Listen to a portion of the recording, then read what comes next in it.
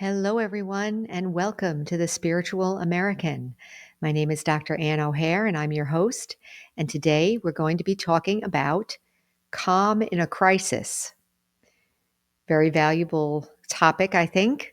But before we get started, please consider like, sharing, and subscribing. As you know, this helps to get our content out to more and more people. And please consider sharing with your family and friends as well so they can benefit. So, calm in a crisis. We're going to talk about it in maybe a little bit of a different way than you think. A lot of times when we talk about a crisis, we're talking about an external crisis, but we're going to actually question that idea and see if there is such a thing. Is there such a thing as a crisis? So, let's find out. So, first of all, what is a crisis? Is there such a thing? I think if we are going to make a workable definition right now of a crisis, it's a situation that requires a more than usual amount of attention, more than usual amount of actions, more than usual amount of processing, more than usual amount of helping in a situation. Maybe it's a sudden loss of resources or something like that, where it requires more from the individual in that moment. And so I wrote here, is there such a thing as a crisis? Well, we can use that as the example for a definition. But I have an example here of being in the hospital. So I can give an example of when somebody has like a cardiac arrest. Now, I worked in med surge, which means medical surgical floor. I didn't work in the intensive care or any specialty area. I worked as a regular floor nurse, which you really get a lot of skills doing that too. It's not so specialized. I wasn't educated so much in the emergency crisis interventions, but I knew when something was wrong and I knew when to call the code team. So let's say we have somebody who stopped breathing or something. So we would start CPR and then I would call the code team. And the code team would be consisting of physicians and nurses and personnel coming from the, if you want to say, crisis areas or the emergency or intensive care areas, specialty areas of the hospital would come to take care of the patient. And at that time, during the what we call a code or the intervention, there would be somebody who's leading the code. There would be somebody who's recording, somebody who's giving medication, and so forth. There's also somebody who's running for supplies.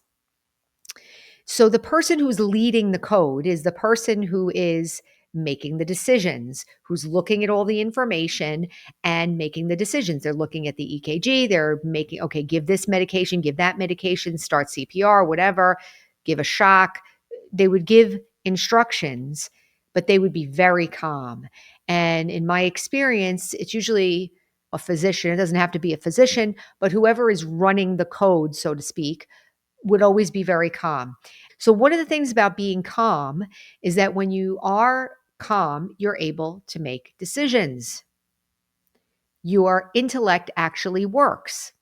Now, for me, in that scenario, I was not that calm because I'm going to say that it wasn't my area of expertise. So it felt more like a crisis to me.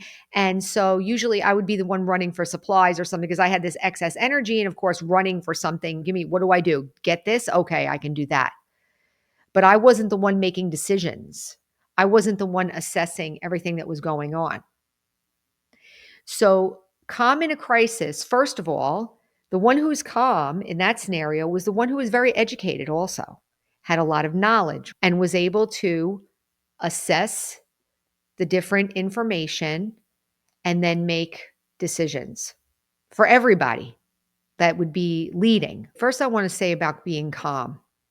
I feel that calmness involves the body as well. It's not just like a mental thing. I think it involves the body as well. You know how we do breathing exercises? Sure you've heard of doing breathing exercises. You breathe in and breathe out, breathe in and breathe out. There are different receptors that respond to slowing down your breathing, and it calms down the nervous system. So the body also needs to be calm. I'm saying this because it's hard to feel calm if you're physically moving very fast. So Maybe we need to slow down a little bit. So, one thing we can do in a crisis is not be so physically moving so quickly, because the calmness also has to be in our physical body as well. The body has to be kind of under control also. The other thing is that not being calm means that I'm emotional. My thoughts are moving quickly. Maybe I don't understand something. Maybe I'm afraid. In those cases, getting information can help us get calm also.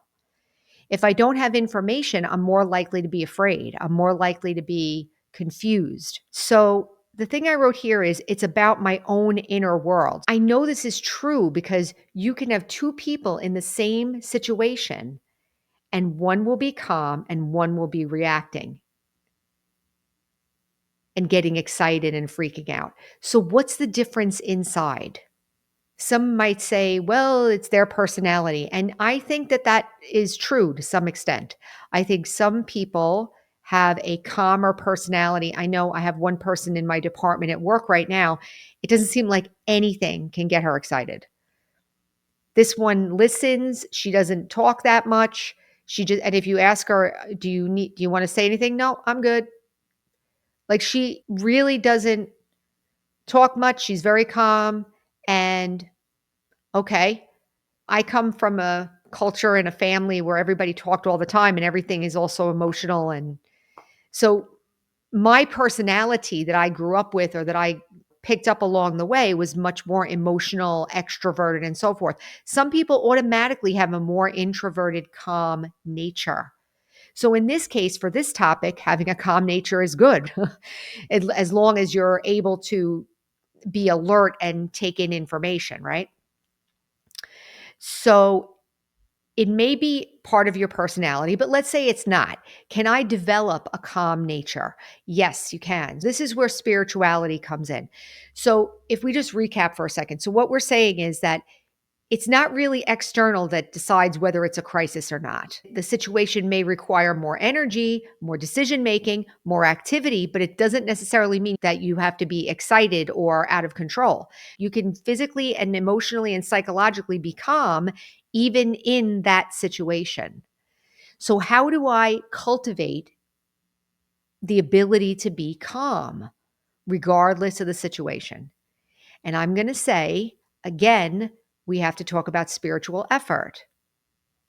So, what is the spiritual effort? Well, first thing, meditation. And what is meditation? I am sitting still and I am not thinking about anything of the world for a few minutes. So, we'll practice this just for a second. So, I am not thinking about anything of the world and I'm making this time just for myself. And in this time, I'm sitting still, and you can close your eyes or open your eyes.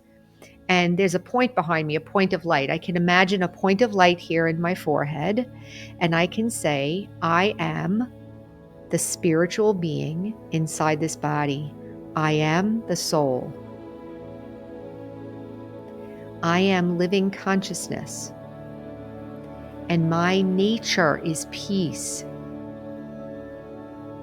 My nature is peace. Now, remember, I said that calmness involves the body. So, as a soul, I'm looking at myself without the body. I'm the being. I'm still alive, whether the body's here or not. I'm still exist. I still exist. My nature is peace. So, being calm, I'm telling myself the body is sitting still, but I am peaceful. And that peaceful vibration also has an impact on the nervous system. The other thing I mentioned about being calm is that the person who's calm is a lot of times educated. They know what's going on. So, part of this Raj Yoga meditation practice is spiritual study.